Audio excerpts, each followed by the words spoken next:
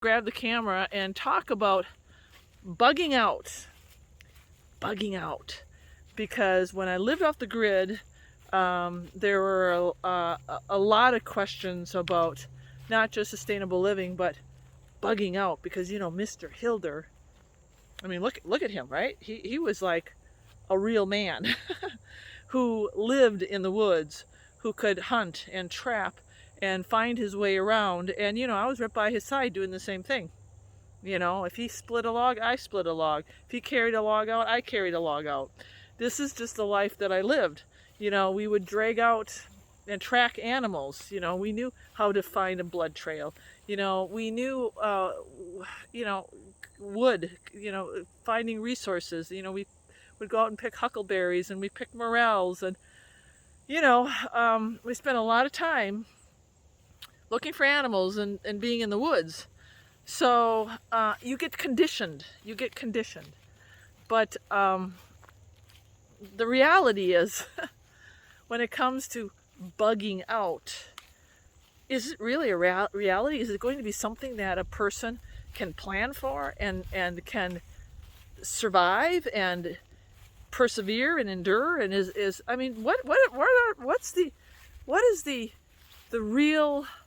the realistic plan when people say, when everything hits the fan, I'm going to go bug out with my bag and I'm going to be bush surviving? Is that even a doable option? Well, I'm going to tell you just the way it is. And sometimes people appreciate me and sometimes they don't. But number one, I think the bug out bag and bugging out is so much hype, so much prepping hype around that. It's just ridiculous. I mean, I see these channels and they're capitalizing on, you know, all these survival foods and survival things that you need to have and what to put in your survival bag. Now, I'm not saying it's not smart to have a bag that has supplies. I'm not saying it's not smart to be prepared, because I've been in the woods. I have. And I'm living proof that, and I've been in the mountains lost. I've done that, and I forgot my compass, or I forgot my water. And my sister was just telling me a story where a family with their baby got lost 1 mile away from their car. 1 mile, and they found them dead. Can you imagine? The baby probably died first, and then the wife, and then the husband. He had to watch his whole family die, you know? I mean, can you imagine? So obviously these people were not prepared. And they just went out for a hike, just a hike. We're talking about now going out in the wilderness to survive once we're driven from our homes or we have to leave. And so is it going to be something that's realistic and doable? So it goes back again to, I think there's a lot of hype when it comes to bugging out and surviving in the wilderness. And I'm just, you know, this is my opinion, but I know the average person. I know the average person because I used to take care of the average person. And even people who are halfway in decent shape. If you haven't been out in the woods all your life, if you haven't been exposed to the elements, you know, when you're working outside day in and day out, it toughens you up. Even when you start camping, you know, say all summer I would just camp. I'd bring my tent, I'd set it up, and sometimes I'd sleep in the car, but very rarely.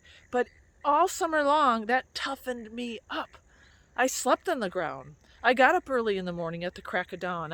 I went to bed when the sun went down. I built a fire. I had to find water supplies and filter my water. And, you know, I mean, it just toughens you up. If you're not doing that, you're not going to be running out into the wilderness like this with your bug out bag. And I don't care how prepared that bug out bag is, and how great your tent is, and your food that you have, and your medical supplies. If you're not already out in the woods and outside working, it doesn't make any difference. because it's your body that needs to be conditioned. It doesn't make any difference what you're carrying.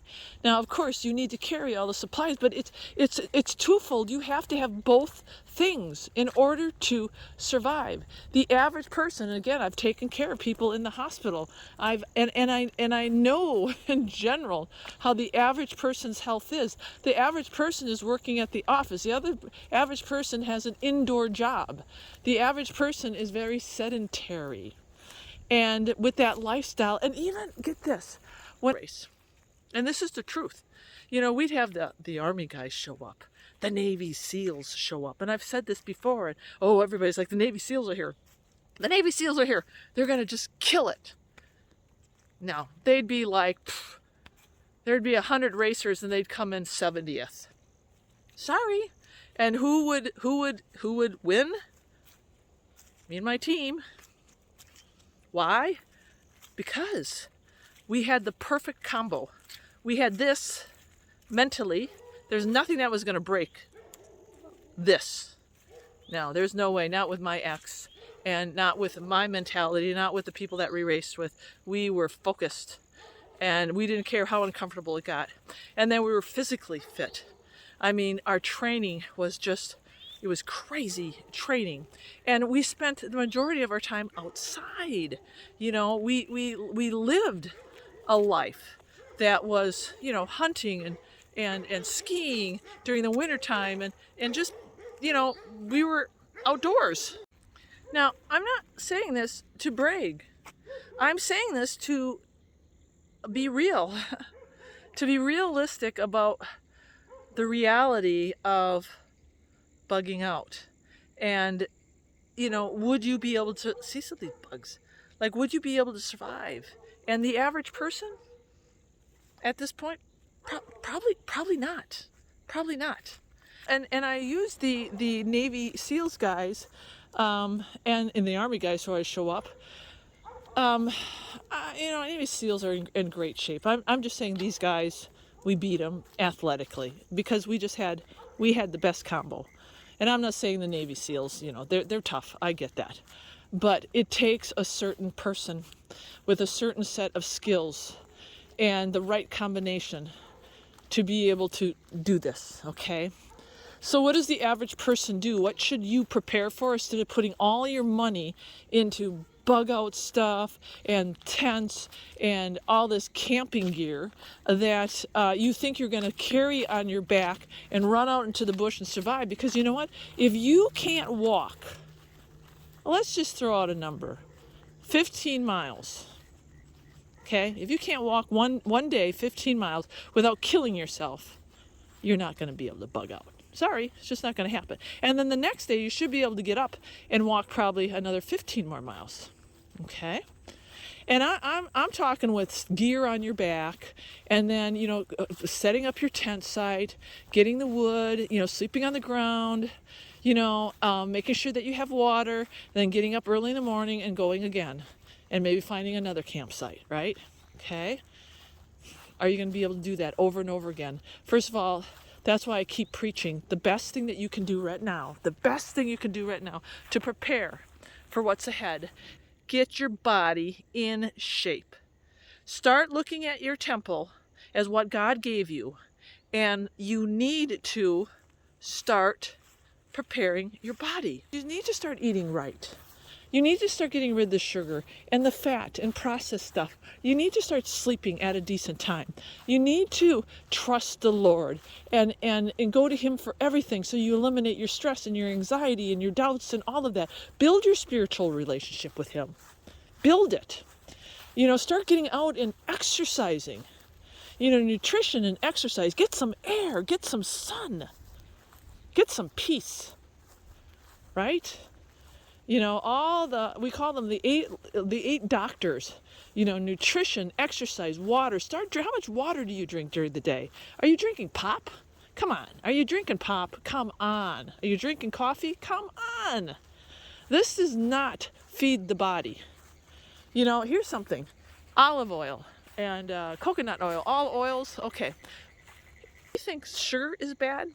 Did you know that the number one cause, what causes diabetes? It's not sugar, it's too much fat. fat because fat coats the cells and then makes them very resistant, insulin resistant to the insulin receptors, and those gates opening up so that your blood sugar can come down, right? And that insulin can be released. When you have too high a fat diet, that's what causes diabetes. So, you know what? Why are you still having food with olive oil or any oil? You know, people think oil is good for you. Olive oil is great for you. Mediterranean diet. No, it's not. You know why? Because oil is 100% fat. 100% fat. It serves zero, has no nutritional value and has no nutritional purpose for us eating it. So I don't want to get off on a tangent here, but you know, these are things that we need to learn and we need to change. We need to have a fat-free diet. We need to have more vegetables and more fruit. We need to, you know, we don't have to have diabetes or hypertension or any of that. We have to learn to take care of our bodies the way God intended it. He wants to restore our bodies. So that's my advice. You know, start committing to changing your lifestyle. Start committing to walking closer with the Lord and drawing closer to Him and His Word. And, you know, prepare your homesteads. He wants you prepared, yes. But that preparation is not about leaving and running away. And you know what? When things do get bad, people will be coming at your door. And you can be the missionary who saves them, who gives them food, who offers them refuge. And you know what? You'll be in shape to cut that wood and start a fire. You know, how many people are, you know, and when we are called, get this, when we are called to leave, we will be called. When we are called to leave, it will be God that will feed us and sustain us. You just have to look at the past. God parted the Red Sea. He provided water. He provided manna. And do you think He's not going to do that again? He will. That's the thing I love about God, because when He asks us to leave, He doesn't need a bug-out bag. He doesn't, because He's God. Okay? All right. It may ruffle some feathers, and people may have a difference of opinion, but you know what? This is just me, Starry, throwing it out there, a little reality, a little wake-up call, and let's just have some common sense, right? You know what? And let's trust God. God wants us to be prepared, but in a reasonable fashion, so that other people don't prey on us and take advantage of us, and we're wasting all of this money and time focusing on something that's never going to be, that will never really help us. You can still have your bag. I'm not saying not to do that, but we need to put things into perspective and have temperance. All right, my friends, it's just a little starry advice. I'm on the grid, but I'm still off the grid in my heart.